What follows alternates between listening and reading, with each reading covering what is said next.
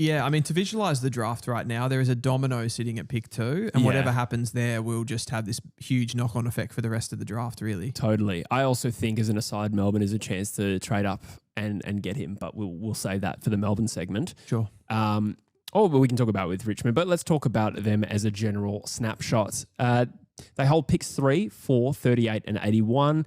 Louis Kellaway likely to be picked later, you'd think. I actually don't know off the top of my head if they've committed to him, but there's chatter about it. Interestingly, on the AFL website, Richmond are expected to take 3 picks, so I don't know if that 38 is going to be used on Kellaway. It doesn't really matter. We're going to talk mostly about picks 3 and 4. What do you make of Richmond's list position in their rebuild after a couple of years now in the dumps, rather? Yeah, I suppose I couldn't help but compare it to West Coast's when I was kind of looking through. And it was like the glaring thing that jumped out with both of these teams was that mid-aged player group. Yeah. And Richmond just having this like pretty nice group of players, I feel, that have been at the club for a long time now. Like Jacob Hopper, 28, Tim Taranto, 27. They got players like Bolter. Obviously, he's had some issues, but he's still there.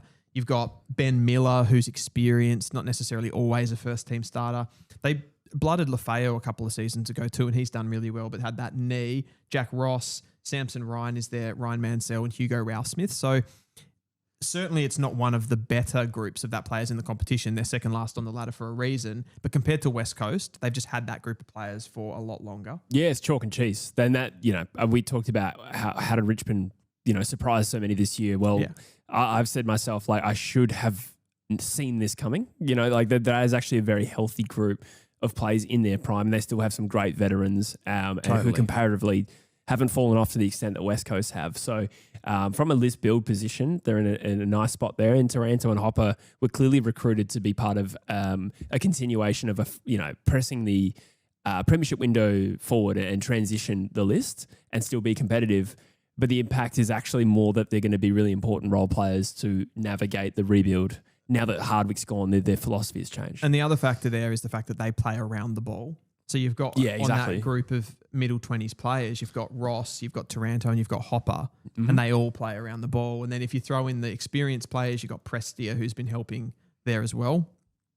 So there's much better balanced, aren't they? Yeah, like when we work through West Coast, there's a lot of utilities, a lot of medium defenders. There were a couple of quality players, like a midfielder, a key forward and a key back. Yeah. And that's Yeo, Wardham and McGovern, who barely played this year. You guys just seem to, I don't want to bring this back to West Coast because we're doing a Richmond section here, but you guys just seem to have a lot of dead players on your list as well, like players that you go, who's that?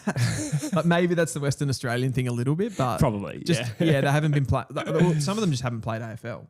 Yeah, that's true. And you've just got a large number of those guys. I think from a draft perspective, it's hard to criticize anything Richmond have done. They're really like their first proper step into the draft was 2024. And I thought they did that incredibly well.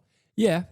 I'd say, not to take anything away from them, I do agree they've handled it well. I think they're also... Not to take anything away from them, but I will. It just doesn't sound good. But, they kind of benefited from a circumstance as well. Like Shea Bolton and Liam Baker, not so much Graham, but those two, and Dan Rioli, all requesting trades at the prime of their career when their value was maximised. Yeah. It was a happy circumstance for Richmond, but I do also think they've handled it well and their list is very well placed. How do you think their drafting was, though? If you forget the fact of like why they were able to get into that position, do you think they handled that well with the picks? Were they overly aggressive?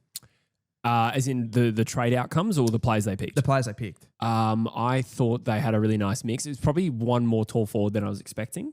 Yeah. I think it was one more than they were expecting. Okay. Yeah, gotcha. But it also is a good list management practice to draft the talls first, and it was a tall, strong draft, if that makes sense. So Jonty Fall, Harry Armstrong and Thomas Sims, off the top of my head, were the 3 they took. And they also, banked one in the future with a really good upgrade from North Melbourne. It'd be interesting to see who they picked, who would have picked Richmond with that pick. They ended up taking Jasper Alger That's right. at like 45. But it was later than that, wasn't it? I have 45 in my head. I could be wrong. I want to say it was in the 60s. Okay. So as a mix, I didn't know much about Alger, but Lawler, clearly the best player in the draft. I think they made the right decision there. And I thought that at the time. Tash Houghton looks fantastic for a guy who obviously had a question mark on him given his ACL and lack of proven time in the role we sort of expect him to play. Like he had a month as a midfielder, did really well, didn't do ACL. So they took a risk. Could they have picked Murphy Reid? Perhaps, but like I don't really see which pick you'd give up. Like Smiley, it's too early to call Smiley either way.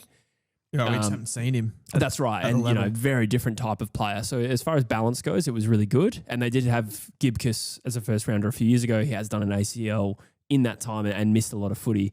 But, and Trainer. I didn't mention Trainer, another tall. So, I don't think you can. It's too early. Sims?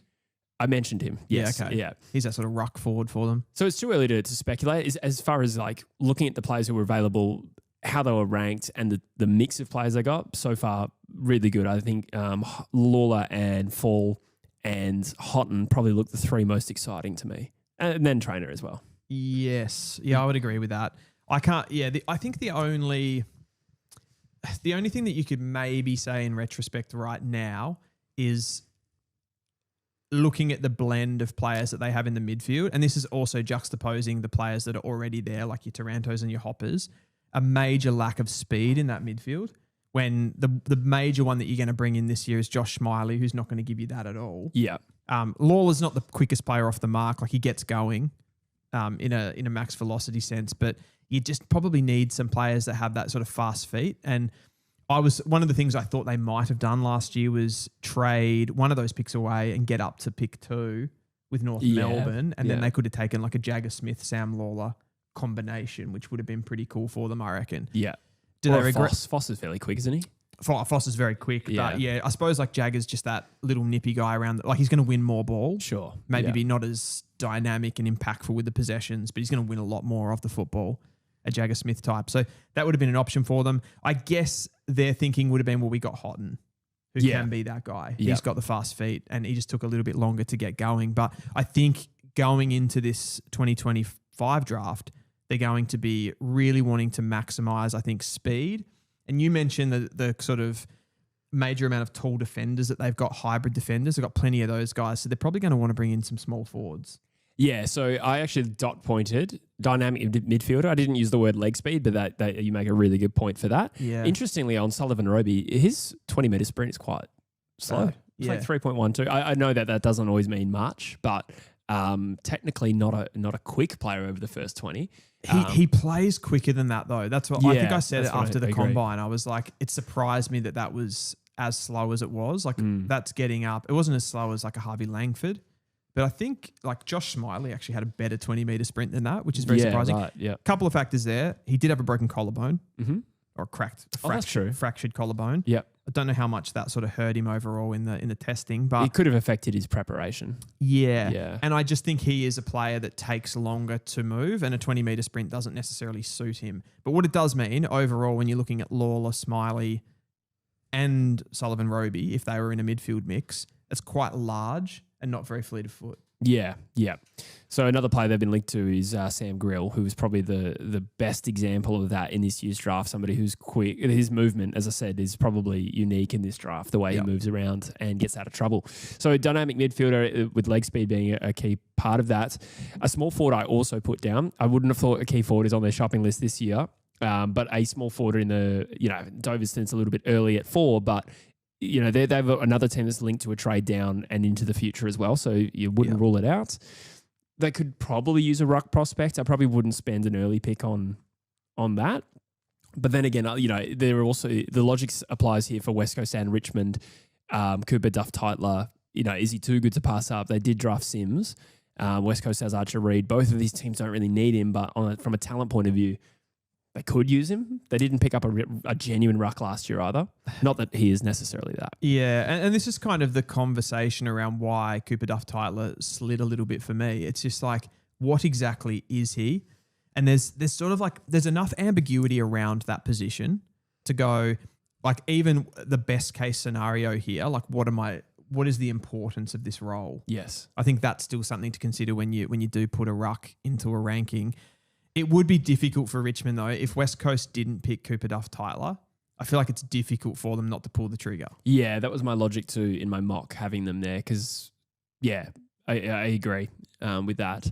What I will say about Richmond, though, and they kind of displayed this last year, I think because of that core group of players, the mix of experience and ready-made players in the sweet spot already for them, they can be a little bit, they don't have to draft these guys that they think have, consistently amazing characters. Like they can kind of get traits and positions a little bit more than other teams. Yeah. Because of the talent that they already have on their list. And that's why I think you see them linked more to players like Sam Grill, Lockie Doverston, Sullivan Roby, for example, who, I don't know, maybe like that's unfair on them, but they don't have that necessarily built in straight away that they're leaders or captains or anything like that.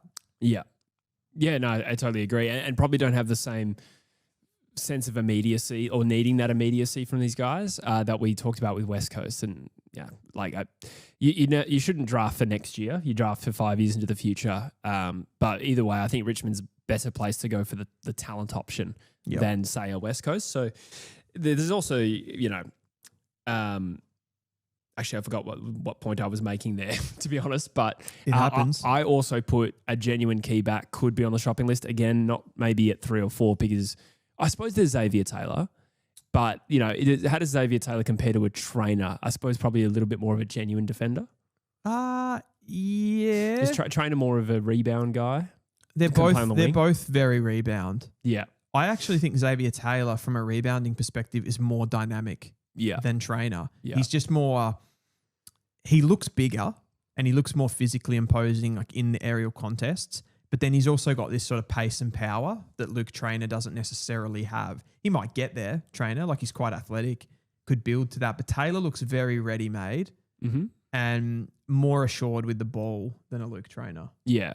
So I think that they would, it's not a positional need for them. If you look at their kind of key backs, they've got Trainer there. They've got Campbell Gray, looked pretty good this season as well as a young 22-year-old. I don't know much about him, to be honest. Gibkiss, and the other one's Tom Brown. Does he play key position though? He's more of a running defender. He's like a rebounder, but he's 193. Is he? Yeah, he's tall. I knew he was tall, but that tall? He's more of a running defender for sure. Yeah. But he's in that, what is he? Yeah, shit. I did not know that. I would have thought I remember seeing him and going, wow, he's taller than I thought, but I still thought he would be like 188. So he's like a bit of an aerial player as well. Okay. So they've got hybrids there, but it's like I don't think Richmond have to be too concerned about that necessarily because they're not all going to work. I always come back with this with the intercepting defenders, the guys that can win the ball back. Like it's a pretty big stat in AFL if you've got these guys that can read the ball. And Hawthorn at the moment, like they have tons of these guys.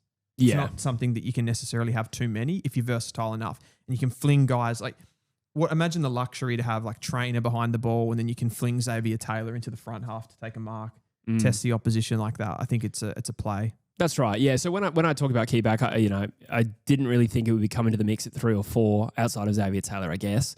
It was more like, is it a no on Xavier Taylor because of their key back stocks? And I don't know much about Campbell Gray, to be honest with you. I kind of separate Trainer.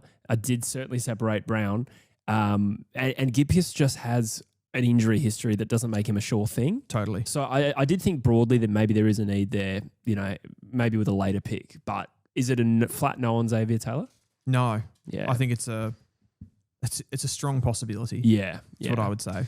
So working off that. The one player I would say Richmond are very unlikely to take, just to go into this tangent, I wouldn't expect them to take Dyson Sharp. Yeah. I'd be very surprised if they did. I also had him missing those picks and missing a few other picks too, but I had the same thinking, and that was probably because of the Smiley element and the pace element of their midfield as well. Exactly. And that experience that's already there. So that there's not like a void of leadership in the Richmond team. That's true. Yeah. No, I agree with that. So working off that, who are the most suitable players for Richmond with picks 3 and 4? We also don't know who's going to be unavailable, so we'll keep it other than Dersma. Let's work through them. Yeah, so for me, a perfect scenario with if this stays the same and they have pick 3 and 4, Sullivan Roby, Sam Grill. Yeah. Tick, get out of there. Yeah, I have the same thinking. They'd probably be keen on bidding on a Dylan Patterson. I don't know if that's worth it. And Xavier Taylor broadly does. And where I think that comes into the mix is if like West Coast either take Sullivan Roby or they do a deal with Melbourne for pick 2 and Melbourne takes Sullivan Roby. There is a possibility he's not available there. So we do need to consider other options. I would say that Doveston suits them because they probably don't have. They have some small forward, like obviously there's Seth Campbell, Steely Green looks like a likely type, but there's probably no like off the top of my head that high end talent. They went for Malcolm Roses Jr. They did. They're probably looking to upgrade that position. At some point. Rioli is just That's not. true. He just doesn't seem good enough with ball in hand. Yeah, he's just all defense. Yeah, and I think you just need to have a little bit more on the ball. Yeah. So like I think there's a world where they would do like a major reach. Like let's say this scenario happens: West Coast take Willem Dersma and Sullivan Roby. We know that they're pretty keen on Roby. He's off the board then. I don't think they just naturally move on to a Dyson Sharp. They might move on to a Cooper Duff Tytler. That's more of a possibility in my head. But do you then just go, let's have a bid on Dylan Patterson. We'll take Sam Grill and we'll take Lockie Doveston and we'll just have a reach and we'll just get out of there with the players that we want.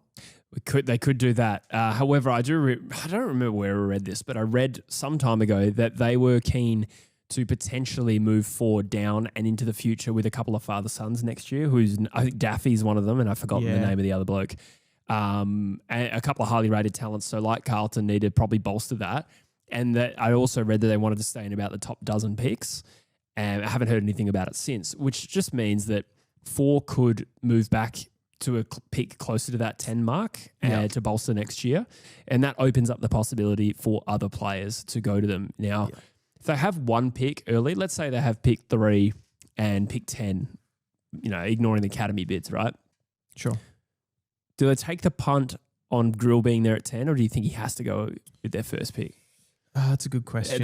He has some variability, I think, Sam Grill. Yeah. I think Essendon could take or leave Grill potentially, but they might really like him. Yeah. I really like him. Like if I was them, I'd take him. Yeah.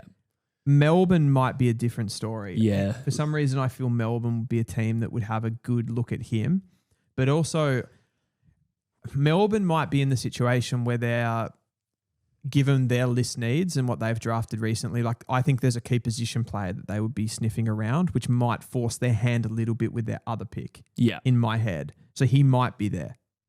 Yeah. And they could sort of sniff that out and find out, couldn't they, before the draft? That's true. And make a move like that. And I think Richmond are one of the more flexible teams in this draft conversation. They're not like a West Coast and they have to draft at the top end to appease their fans either. Like their list is in a good place and they can sort of do what they want.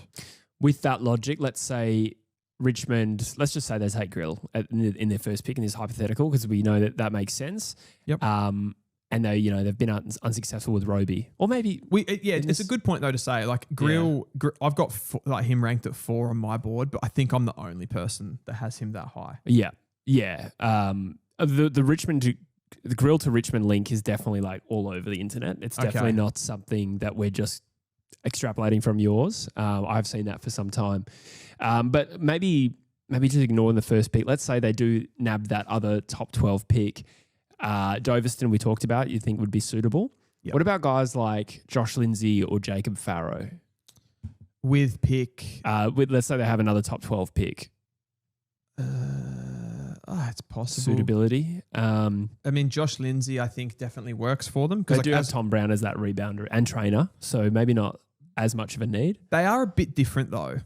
If you actually if you look at the size and the height and the athletic profile, like Trainer and Tom Brown, to me at least, are more of that. They are distributors, but they're more hybridy. Whereas Josh Lindsay's a bit more of a genuine kicker. Yeah. Out of the back line. Like you could just slot him in. He takes your kick-ins, does all of that. And he's sort of a bit of a replacement for like a Jaden Short, a Dan Rioli, who they haven't necessarily replaced. Yes. So he's that type. So he would make sense. Who was the other one that you mentioned? Sam Cumming? Farrow. Oh, Farrow. Yeah. Farrow probably in some ways fits into that category though of he's another one of those hybridy defenders. So would you draft the Western Australian over Xavier Taylor? They're a similar type player to me. I feel like Farrow gets the Hayden Young comparison quite a lot, but Xavier Taylor could equally probably be that player. Like would he come third in the agility? Seems less likely to be available there if we're talking like pick 10 or 12 though. Sure. So it's probably more of a backup to Xavier More of Taylor. A backup, yeah. But I think it'd be unlikely that they would go for Farrow because again, it's like if you saw him as a midfielder as well, you're bringing in another guy that doesn't move particularly well off the line. So you haven't really addressed that speed element. I'd have thought that if they were, and again, he might not be available, but I'd have thought they'd probably prefer a Sam Cumming. Yeah. So absolutely, I think Sam Cumming's suitable. Would they double up on Roby and Cumming? Good question. That That'd give you seems less sort of likely. Lawler, Cumming. It depends what you see Sam Cumming as. If you see him as a marking, more of a marking forward, then I think you probably wouldn't. You'd probably play more as a midfielder and Roby more as a forward early days. I think you can. I think you can with those types. I don't think you can have too many of those guys. It's like saying Isaac Heaney, like we've got 3 Isaac Heaneys. Is that in any world a negative? You know what I mean? Like, whereas if I said we've got 3 Lachie Neals, more of a problem. Yeah. Yeah, because we're talking about versatile players. Yeah. Absolutely. Okay, here's a little mock trade that I like that I think could be on the cards. It suits the need of Melbourne moving up. Okay. And it suits the need of Richmond moving down and into the future. And I'm not saying it will happen, but what about pick 3? Let's say Sullivan Roby's on the board. Richmond have it. Eagles have taken Sharp and Dersma. Sullivan Roby's there. Melbourne say, hey, we really want this pick. Yep. So for pick 3, I'm going to offer pick 7 and Gold Coast future first. Bearing in mind, Richmond do have some motivation to bolster next year's first round. Gold Coast future first. Pick 7. Yeah, so it's probably 7 and say 16 next year. 7 and 16 for 3. Like in terms of value, that's not an unfair trade. No, I'm actually really, I'm trading. Yeah, it really depends how motivated Richmond are to move into the first round of next year again and forego Sullivan Roby. Yeah. It comes down to like how sure they are. Yeah. I think if you went back to pick 7 though, you're in the mix for Sam Cumming. Yeah. Who you could argue is that type of player. That's true. It's not a bad deal for Richmond there. Yeah. I like that one. And if you, it sort of depends like how much they differentiate a Sullivan Roby over that sort of next group. Like I think you would take Sullivan Roby as the highest one, but I also think there's like a bit of a blanket over that sort of top group of players. I can't get a username, just said Gold Coast don't have a future first. Sorry, that was Melbourne trading up because Melbourne have the future first as a result of the Christian Petrarca deal. So it's Melbourne's pick. It's Gold Coast pick that lives with Melbourne. I'd definitely much rather do the deal if it was Melbourne's pick. Oh, yeah. I just think surely Melbourne don't do that. Nah. 7 and pick 3 Again, next year. Like, I mean, sometimes clubs do get like caught in the headlights of like really wanting a player. Yeah. If you get too emotional about it and they start to absolutely fall in love with Roby. I feel like the fans are falling in love with Roby. Yeah. He's that type of player in this year's draft. Yeah. Yeah, he's the next Nakai It's funny Cockatoo. though, because I don't feel like I don't feel like Sam Lawler got that love last year. No, probably didn't. From the fans? Like, No, there was enough evenness about it where everyone sort of had their favourites, like people like Draper, Langford, Jagger, and Foss. Like they all had their own fan groups, if that makes sense. Yeah. So gun to your head, Richmond. Let's just say they hold 3 and 4. Who do they take? Oh, okay. Oh yeah. Sorry, no, I'd moved on. I said I'd take that. 3 and 4. Roby, Grill. Yeah, I think that's likely. So it'd be funny if CDT then slides further if West Coast don't take him. Yes.